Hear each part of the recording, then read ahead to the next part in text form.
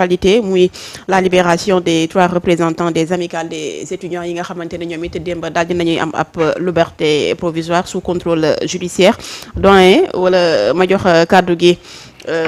kilifa gi. mu mel ni c'est une décision sage bi nga xamante ne ñu bari ci askan wi moom lañ doon xaar aussi. oui parce que apaisement la ñu bëgg quand même à l'université ñëpp xam nañ ne interlocuteur entre les étudiants ak le gouvernement ou l'État. Ce sont les représentants et ces représentants là ñoom la ñu jàppoon. Et naturellement ñun ñëpp xam nañ ñu amicale yi di doxee maintenant comme enquête bi dafa nekk nag en cours pour situer les responsabilités. bàyyi leen ñoom ñu nekk ci mbedd mi en attendant ñuy def enquête bi comme noonu lañ ko defee policiers yi comme noonu lañ ko defee certains responsables de COUD te ñooñu ñëpp kenn mënu la génne seen loxo ci li nga xamante ni moom mooy dee mu wala ne la Sénégal aussi ñu ngi jëm ci beneen anam mooy que ni jàpp rek ràpp tëj te xamagoo. loolu war nañ ko weesu mais nag mener des enquêtes te ñëpp ñi nga xamante ni da nga leen woo ci enquête yooyu noonu ñoom itamit ñu nekk sous contrôle judiciaire am interdiction de sortie du territoire ngeen surveiller leen ba xam keroog fan la enquête bi di mujjee parce que ki nga xamante ni moom moo gelé porte ba nga xamante ni moom moo empêché étudiants yi waaw mën a génn dama nekk am lu ma ci gis wala dégg dama xamatul fàtte naa kan moo ko wax ndax étudiants yi lu leen tere jël escalier yi pour dem parce que nee na y avait pas de issue de secours bi la ñu lii je pense que parfois manque maîtrise si pavillon yi bindoo day tax ñenn ñi def yenn interprétation yi parce que démb ñun expliqué nañu nu pavillon yi bindoo et moment bi nga xamante ni li procureur bi wax mooy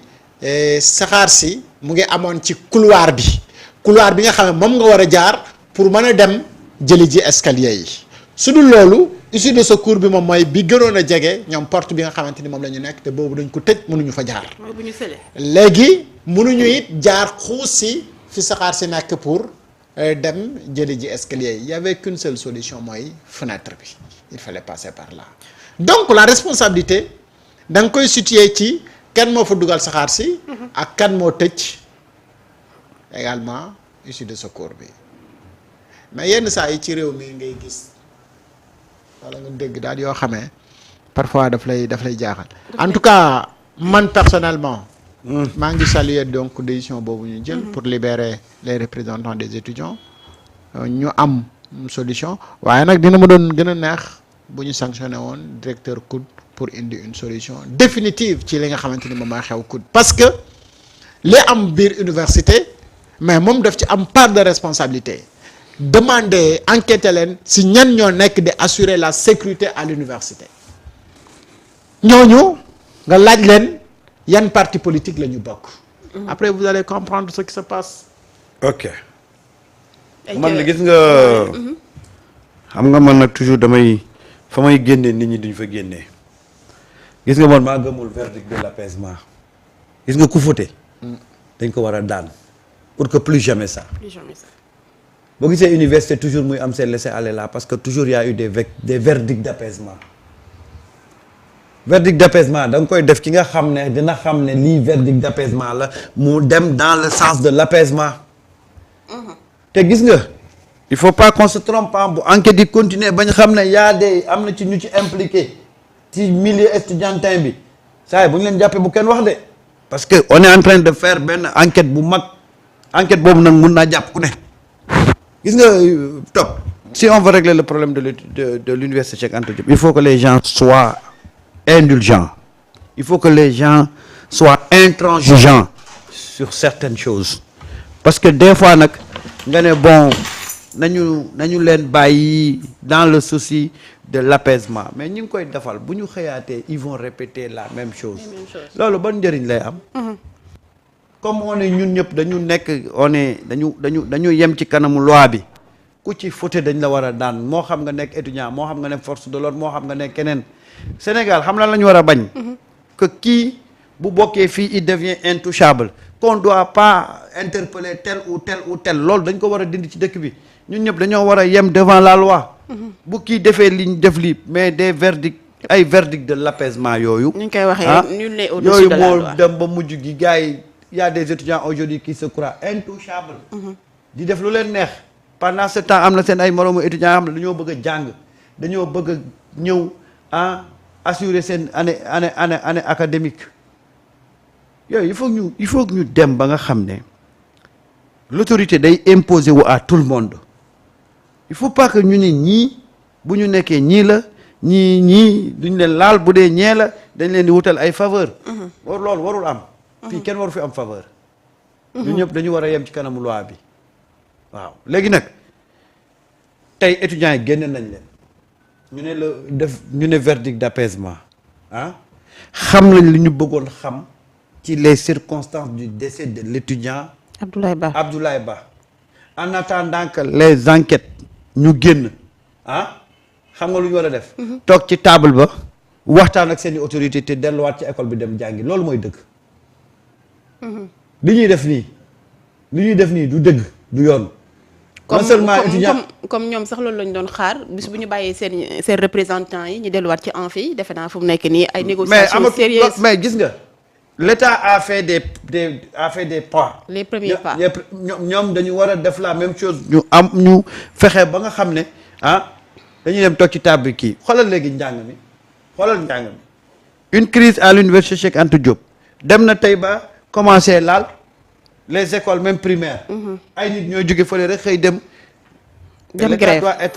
l'État doit être ferme à ce niveau-là quels sont ces gens-là yi xëy di dem ci écoles yi di génne booy yi ci mbedd mi loolu nañ leen xam man maa ngi nii ñaari fan a ngi nii sama doom bu jàngee day toog ba 11h mu woo ma ne ma dañ ñoo génne bu ñu leen génne ñu non seulement xamuloo. ñu bari ci xale yi gën ñoo jàngi mais bien sûr. mais au nom de quoi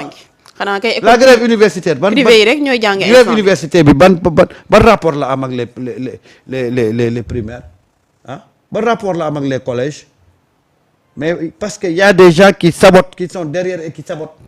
da ngay xëy rek juróom-ñaari xale ay booy dugg ci benn école rek sànni benn xeer rek ñu ne génn leen ñu génn après ñu toog te ñun bu weer dee ñun ñu nekk ci privé bu weer dee dañuy fay.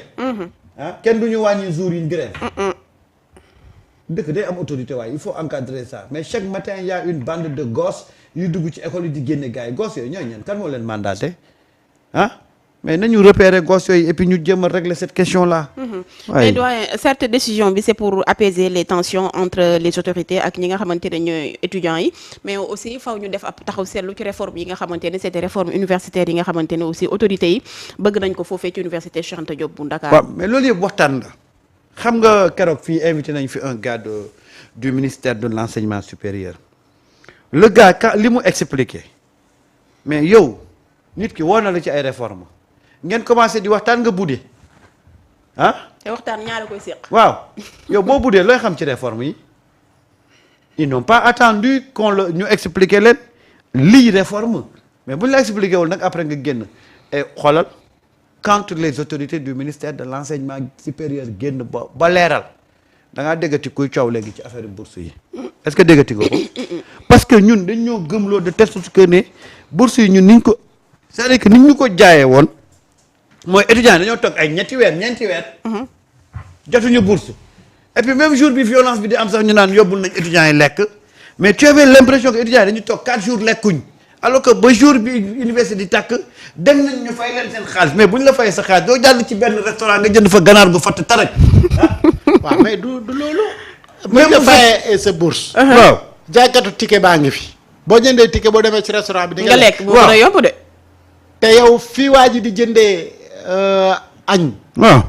3000 2000 wala plateau maafe 2500 yow ñu ngi la ko jaayee 100 francs mais xoolal liñ la privilégié y a une très grande différence. waaye mën na la sax mais daf ba pare fay nañ la jox nañ la xaalis boo mën a jëndee ticket ba doyal waaye gis nga sax toog boo tàmmee di lekk restaurant jour bi ngay fayeeku da ngay yëkkati niveau tuuti génn dem ci benn restaurant. mais doyen loolu est-ce que ñëpp xam nañ ko. non yooyu dafa bokk ci lii suuxat Samba sa mbëggu ginaar nag moom at mu ngi bëgg a feeñ ci plateau bi de. moom mu bëggee te dañoo woor dañ koy def benn mais loolu ñun ñëpp dañ koy def topp loolu yëpp da nga koy def nga am benn jour xam nga marché dox nga yëkkati tuuti niveau bi étudiant xam nga lu mu mën a yéegalee niveau bu wàccee bu jëndee bourse jaar si boutique bi jënd boisson ñëw partagé ko camarade bi ay voisins loolu mooy mais bi ñu laal ci ginaar yi ci ndawal yeeg yooyu loolu moom mooy cadeau étudiant ci bourse am mu ngi noonu léegi yenn saa yi yenn gars yi mel ni man mën nañoo jaar Colobane ci Pagalaay. waaw. waaw. benn chemise. laal benn chemise benn super 100 bu ñu benn retaillé super 100 bu ñu gisee benn costume bu ñu daggat nga ñëw jaar ci Pagalaay mu retaillé la ba mu rafet. absolument. waaw. ah mais. nga delluwaat. bees tàq. et regarde bi ñu comprendre le problème de l'université bi ñu ko comprendre da nga déggati léegi opposants yi fi nekkoon naan fay leen seen bourse y a eu trop de manipulation. Et les enquêtes vont sortir beaucoup de choses mais ñun ni ñu jàppee woon affaire bi da ngay parce que ni ñu jaayee woon la grève des étudiants tu avais l'impression que étudiants yi dañu toog ay at jotuñu xaalis jotuñu dara ba nekk ba affamé. Parce que quand on te dit selon li Serigne Saliou Gueye wax boo dégloo liñ la ñu naan la benn ambulance dugg na ak ay ñam ci biir université mel ni ñoo xam ne ñoo nekkoon guerre am problème de nourriture ñu leen di ravitailler et après nga gis ne yow ñu ne le jour boobu sax affaire bi di déclencher fay nañ leen seen bourse waaye ñoom la moo nekkoon seen problème amuñu woon problème mu xaalis moo tax nag il faut que nag